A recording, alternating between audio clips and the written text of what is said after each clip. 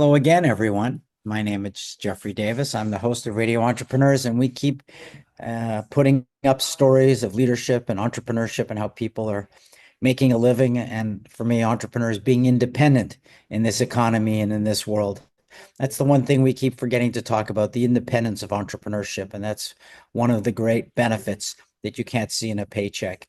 And we're going to have a returning guest, not returning for me, but has been interviewed by others on the show, Dr. Amber Bartlett, founder and CEO of StrengthPoint Consulting. Welcome. Thank you so much. It's great to be here again. You too. And your picture of your doggy too. You have my heart. Uh, Amber, tell us about StrengthPoint. I like the name. It's a nice name. Thank you. Yeah, it was a random name. When you are an entrepreneur, you're in control, right? So I was like, "Ooh, I want to come up with the perfect, amazing name."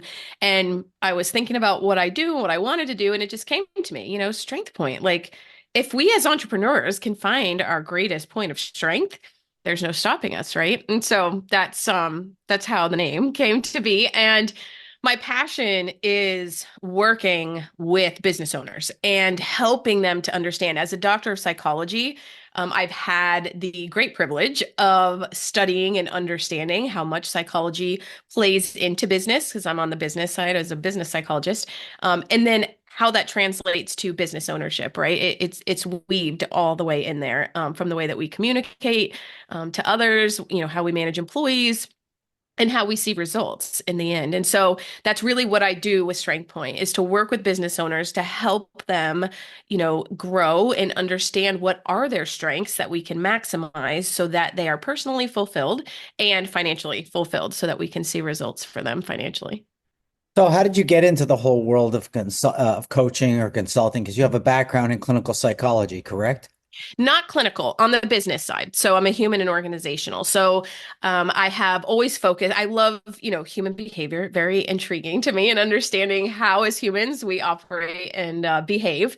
But I just wasn't interested on the clinical side. And so I was saying, how do I use this? How do I get involved? And my whole corporate career, well, the majority of my corporate career was focused on talent. So employee experience, employee engagement, talent management, talent development. And so that gave me the outlet to be able to study and understand how humans behave in an organizational structure. And that's what I really enjoy, the topics around culture and leadership and the employee experience and what that actually means.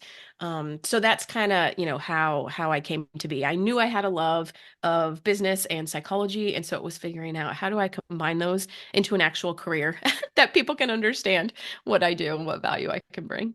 Is there a particular type of client that you feel is more in your zone, sort of your strength point? Yeah, that's a really great question. So I would start at the top as a business owner. And the reason that I started with business owners is because, the most, I guess, rewarding part for me is being able to really see the difference and to see the impact of working with my clients. And I feel, as business owners, and I'm a serial entrepreneur, and I feel like, I want to make all entrepreneurs out there shine and be successful because we need more small businesses. But being able to work with them means that I'm able to walk away knowing that, yes, I helped a business, but I also helped a person behind that business, right? To be successful. So I really always say I'm industry agnostic. I, have worked across various industries. And I like that because it keeps me from getting bored. And I've learned so much. Every time you work with a new business owner in a new industry and a new business, you get to learn and understand so much more of their world. So yeah, that's about as specific as I've tried to get. I try not to be too broad, but also, stay in that lane of what I enjoy and the results that I like seeing. I guess marketers would say it's more of a psychographic than a demographic.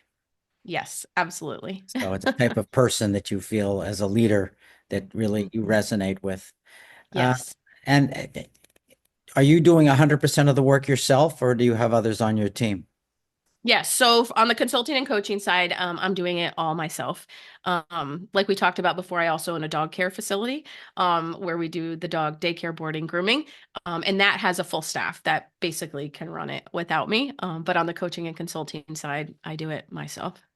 The dog thing's probably more interesting to me, but not really for the show. I know when you mentioned my dog, I was like, yes, a dog person. I love I dogs. I kidnapped a dog at a shelter on the weekend, but then I gave him back. So just wanted him to play with somebody. Oh, I love it. I love it. It's very nice.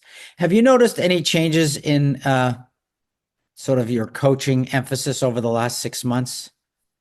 Yeah, that's a great question. So, when I first started doing this, my focus going into it was more on the business side, right? Like going in, what's our strategy? What profits do we want to get to? What's our revenue goals? Which I still do.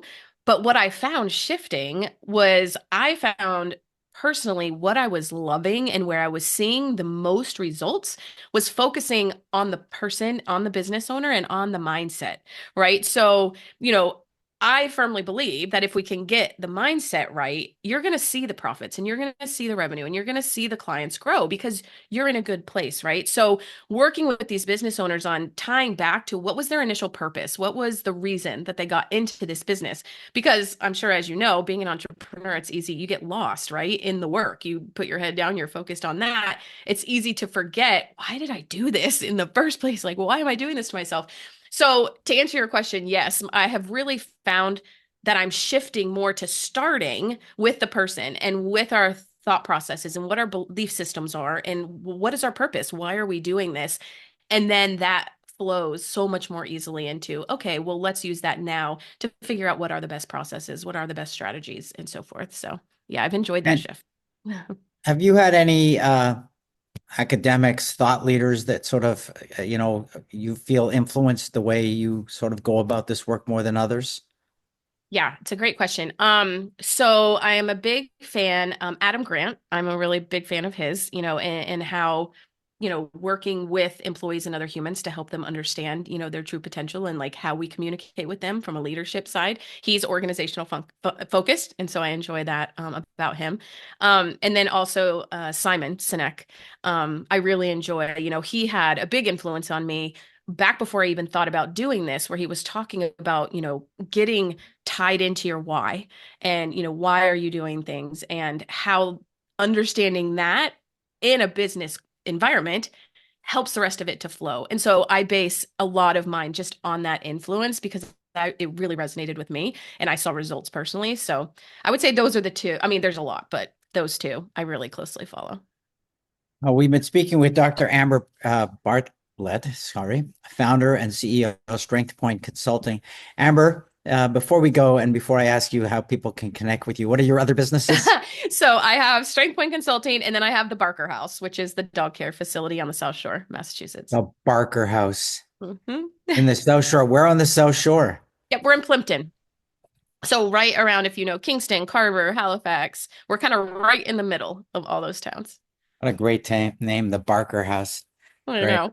Yes. Again, if someone's looking for you and wants to know more about about Strength Point, how would they find you? Yep, absolutely. LinkedIn, I'm easy to find. If you do a search for Dr. Amber Bartlett, you'll find me easily on LinkedIn. And then my website is strength-point.com. And so you can find information there. Those are probably the two easiest. Right. I want to thank you for being on Radio Entrepreneurs today, and we hope you continue your support of entrepreneurs and your quest to continue being an entrepreneur yourself so that we have to meet with you again. Yes, would love that. Thank you so much. Great. Remind everybody this is Radio Entrepreneurs.